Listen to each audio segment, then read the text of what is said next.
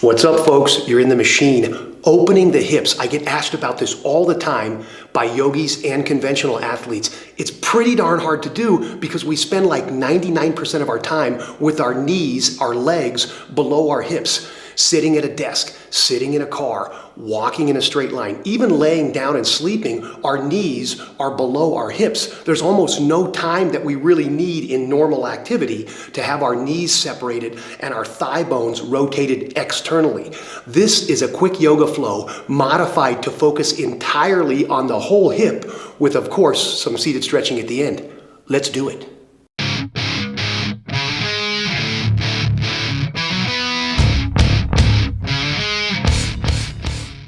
All right, let's warm up these hips, do a little flow, and then stretch the heck out of them, okay? First things first, warming up. It's not just getting your temperature up. It's actually working the muscle that you want to stretch and bringing blood flow to it. So we're gonna find mountain pose.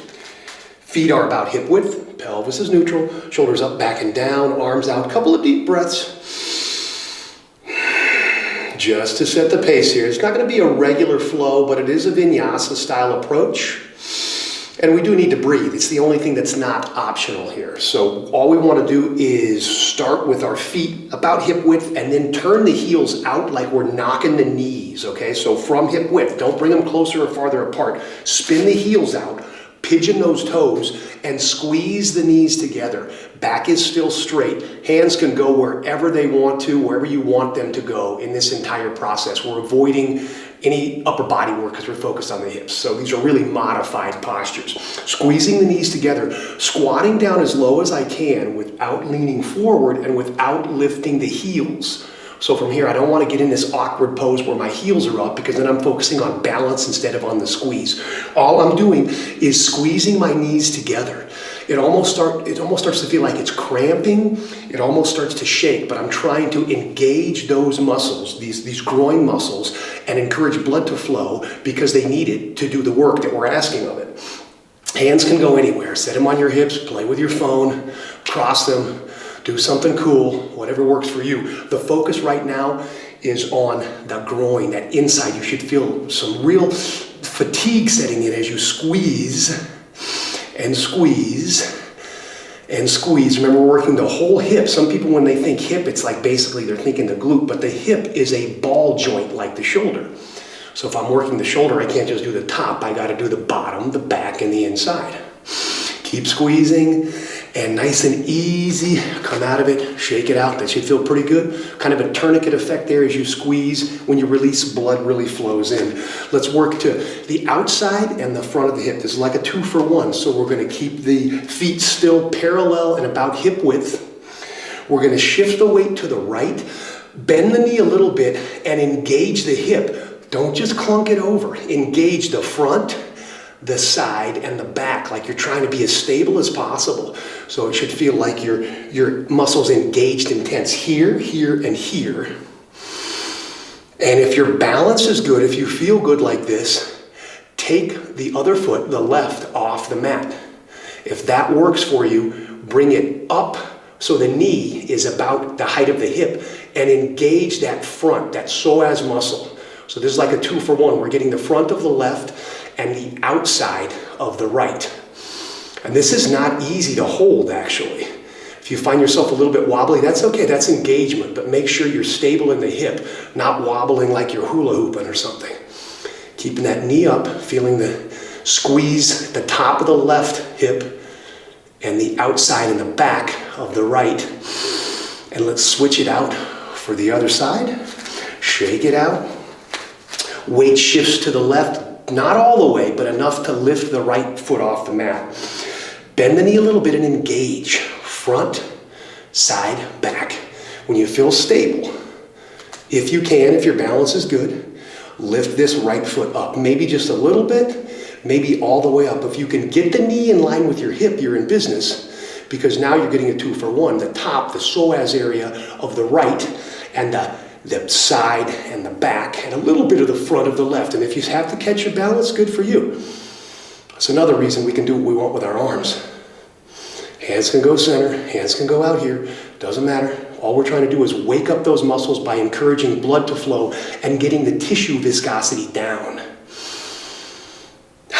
Okay, last one. One thing's for sure about this routine, it will increase your hip flexibility and you will look a little bit stupid in some of these poses. So all this is like a little boy in a fountain. We're gonna go bend the left, lift the right, push the heel up, just engaging that glute. Yeah, you look really goofy. That's okay. It's about how you feel, not how you look. Keep lifting, keep that glute engaged. Keep the knee toward the other leg. Don't let it flare out. We're trying to get the back of the glute, the big part of that butt cheek. Keep lifting, not just holding it up, but actually squeezing, like actively driving that heel toward the ceiling. And now the other side. Shake it out if you need to. Weight shifts to the right. Left goes up. And again, you're going to look and feel a little bit stupid right now, but later you'll feel great. This reminds me of like the Big Lebowski's landlord when he goes to his little play and he's doing all this super weird stuff. But that's okay. Hopefully you've seen the Big Lebowski. Keep engaging the glute. Not the peeing dog, but keep the knee toward the leg. Heel straight up for 3, 2, 1. Let's start the flow. Front of the mat. Feet are hip width. We're in mountain pose. Let's catch our breath and get focused. Remember, hands go where they want. I'm going to put mine heart center because I'm real spiritual. Bend the knees. Step the right foot back. We're in a modified lunge. Back leg is bent because we're doing a little bit of a squeeze here. Trying to drive the right leg forward and pull the left leg back. Hips are still square. A little bit of engagement for just a second. And now let's straighten the back leg. Walk the front foot forward a little bit if you want to, if you need to, and drop those hips for a stretch of this psoas muscle. Shoulders over hips, still facing forward. From here, from this modified crescent lunge, we're going to open it up warrior B style. So externally rotate the back foot, drop the heel, turn the front knee out as you try to rotate the back thigh externally. So it's like the legs are going in opposite directions. This is a modified warrior B. This is not how you would normally do it. When you look down on the front foot, you should be able to see the whole foot because you're pushing that knee out. Shoulders are still over hips. And let's face the side of the mat. 2 straight legs. Turn the toes out and the heels in. Goddess pose, modified. Squat down. Keep the knees in opposite directions and go as low as you can with your back still straight. Don't start bending over just to get lower. Should feel the stretch on the inside here.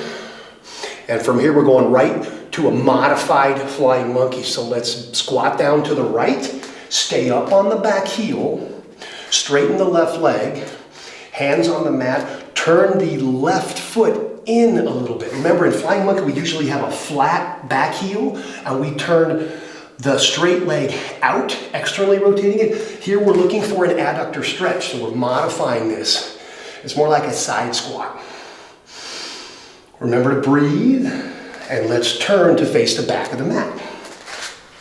Drop the back knee, plant the left hand, push for broken monkey.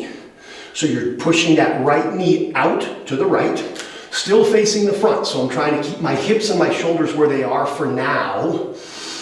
And after a second, I'm going to put the top of my foot down and let everything roll. I'm going to push this left hip down, drive the right knee away as I look up and back.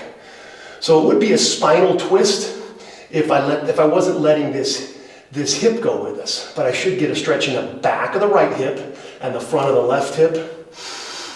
And let's face the front, frame the foot, step it up. We'll do it on the other side. Mountain pose. Bend the knees, stepping back with the left, a little bit to the left. Modified crescent pose, crescent lunge. Back leg is bent for now because we're squeezing. Hips are still forward, but I'm pulling the right hip back, the right leg back, and driving the left leg forward like a little scissoring action. And now I'll straighten the back leg. Extend the stance if I need to. Drop the hips low. Keep the shoulders over the hips. And turn it out warrior B style. So back heel down, externally rotate the left leg, push the right knee out. So you're out of alignment here for warrior B. Keep that in mind. Don't go telling people I showed you this and said it was warrior B. Look down, see the whole foot. And now, goddess to the side of the mat. Toes out, heels in. Squat down as low as you can without bending forward. Keep driving the knees actively away. Remember to breathe. And flying monkey to the left. Up on the back heel or on the left heel. Back leg is straight. Turn the toes in slightly. Lean forward as much as you need to, bracing yourself. If you can do this by balancing, good for you. But remember, the focus here is on the hips. So we're modifying everything to put all the direction, all the energy on that stretch. Remember to breathe. Really building flexibility is not just static stretching. It's making the muscles do stuff in extension to get those nerves used to the new range. And once they're used to it, they stop firing pain impulses and you go deeper and deeper and deeper. Let's turn to the front of the mat. Drop the back knee. Plant the right. Crooked monkey. So for now, I'm trying to keep my chest more or less forward and this back hip in place. Focusing mainly on the outside of the left hip. Now put the top of the foot down, the shoelaces, and let it all roll. I'm going to push the right hip down, turn everything open. Still trying to keep these shoulders out of my ears.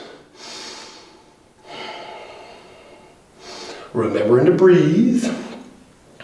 And we'll frame the foot, step it up. Let's do it again. Find mountain pose. Catch your breath, get your focus. We'll speed it up a little bit now that you know the routine. Bend the knees, stepping back with the right. Leg is bent at first, a little squeeze in this direction, still facing the front of the mat. Now I'm going to straighten and drop a little deeper. Hips low, back leg straight, shoulders over hips. Remember to breathe and let's open it up. Warrior B style. Spinning the back hip, spinning the back thigh open, pushing the front knee out past the foot. So it's not above your ankle, which you're not really supposed to do, but we're going to break a rule for now. Still upright, still breathing, face the side of the mat. Toes out, heels in.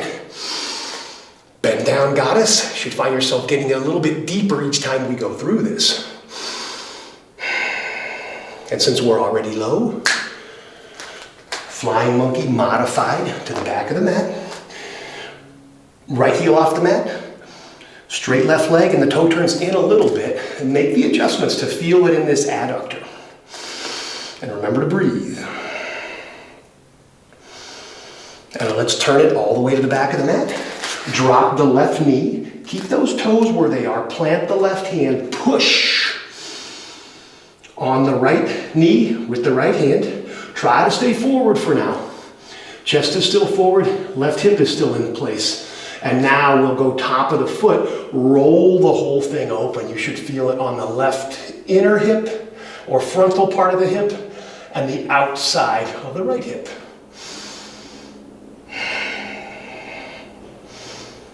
And frame the foot, stepping it up. Mountain pose, repeat. Bend the knees, stepping the left foot back and a little bit to the left.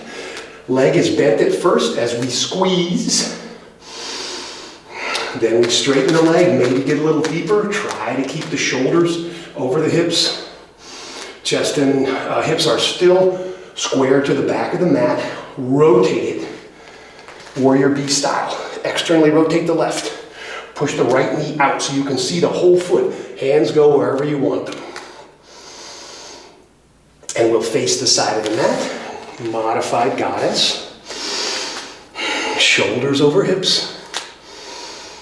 Low as we can go, pushing the knees out.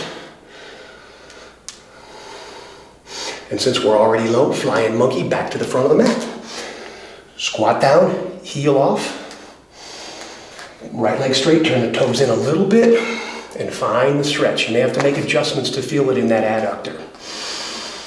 And breathe. Back to the front of the mat.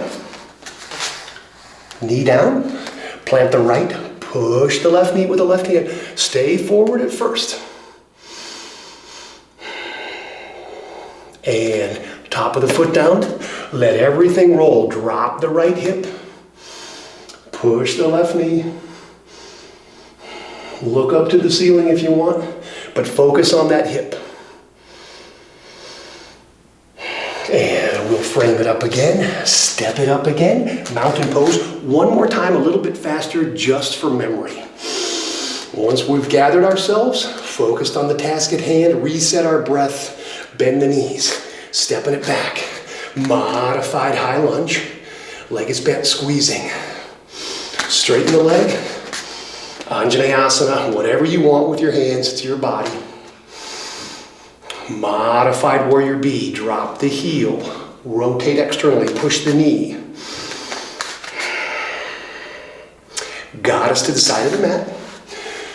Toes out, heels in, as low as we go. Remember to breathe. Flying monkey, back of the mat. Compress into the right side, straighten the left side. Hands on the mat. And we'll turn it clockwise. Back knee down, left hand presses the mat, right hand presses the knee. Stay forward for a second, and then let it open. Frame the foot, stepping it up. Last time on the other side. Let's find mountain pose. Bend the knees, stepping it back and to the left with the left. Back leg is bent at first for the squeeze, and then we straighten it out. And find the crescent lunge. Rotate the back heel down and the thigh out. Modified warrior B. Push that right knee away. You can see the whole foot when you look down. To the side of the mat. Goddess. Low as you can. You find yourself getting lower each time. That's the idea. Knees out. Shoulders still over hips, and flying monkey back to the front of the mat. Compression into the left side. Right side is straight. Pointing the toes forward. And counterclockwise this time. Back to the front of the mat. Drop the right knee. Press the right hand. Press the left hand into the left knee. Stay forward for just a second. And then top of the foot down, let it roll.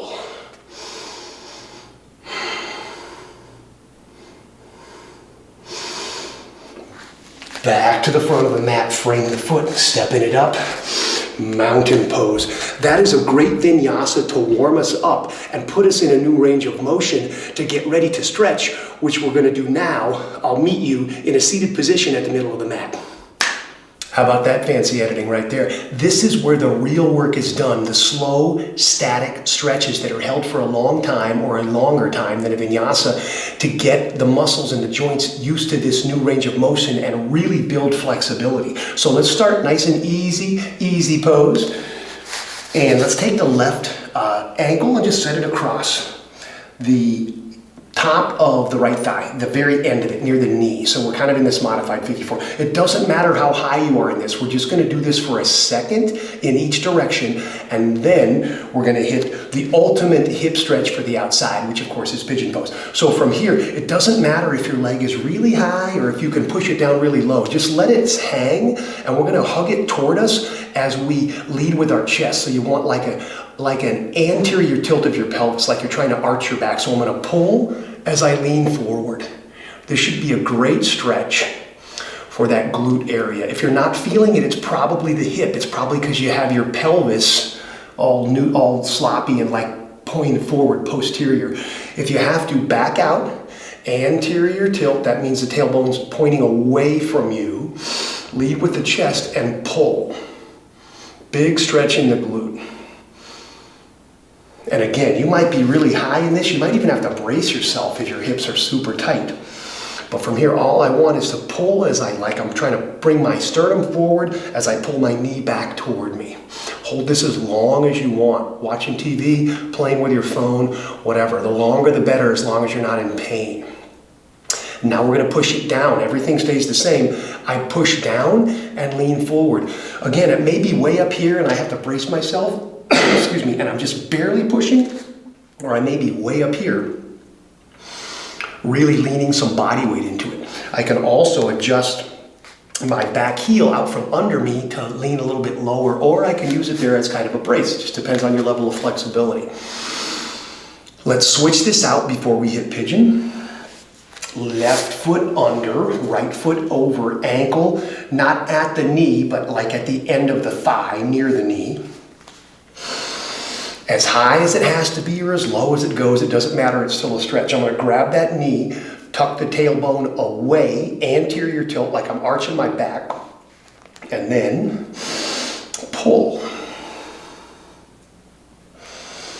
Should feel a big stretch in that outside of the hip, that glute area.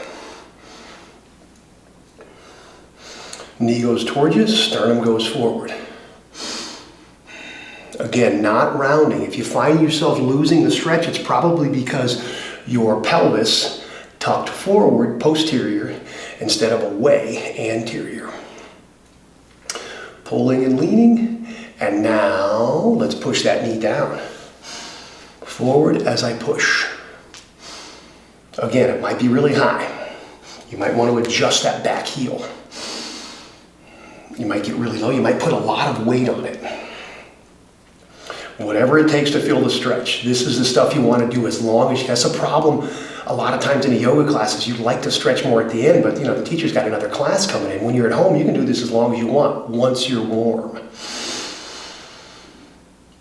Now we're going to find pigeon pose from here just by swinging the right leg back. So remember, in pigeon, the shin bones, the lower leg, is the lever to turn your thigh out. So I do want it somewhat perpendicular to my spine. If it's completely under my body, there's no stretch, so I have to have it out. Maybe it's all the way in front, maybe it's a little bit, but it is the lever that helps turn my thigh bone, my femur, externally. Sometimes we start really high in this and we kind of work our way down, but I do want my hips level. If I start rolling just to get lower, there's no stretch. Sometimes I start braced, and as I open up a little bit, I pull back with the top of the back foot, and I start to get a little lower, maybe down to my elbows. Eventually, I can usually rest my chest on that leg and then do whatever I need to with my hands. Again, this is one you hold as long as you want. It takes a long time to release this giant joint. Lots of muscles, biggest joint in the body. Remember to breathe. Hold it as long as you want to. Every time you exhale, feel yourself melt a little bit deeper.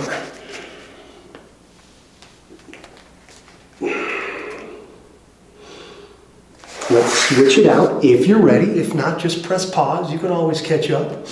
Lean away a little bit. Switch the legs, a little break dance. Right leg is in front. Remember that shin bone is the lever. So if it's completely under you, there is no stretch.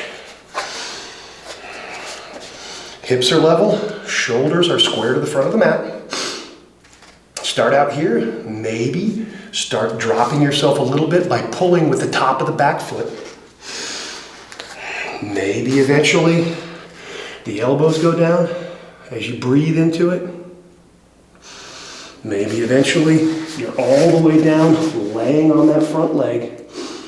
Remember to breathe, try to stay square. If you roll open just to get lower, the stretch is gone. So hips are square to the mat.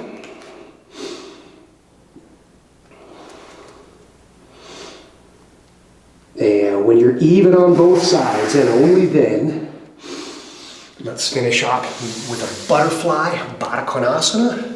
Let's warm it up slow first though. So let's bring our feet not together, but crossed. So the heels are closer to the alignment of your hips and push down. This makes it easier at first because your fulcrum is not farther away from the knee.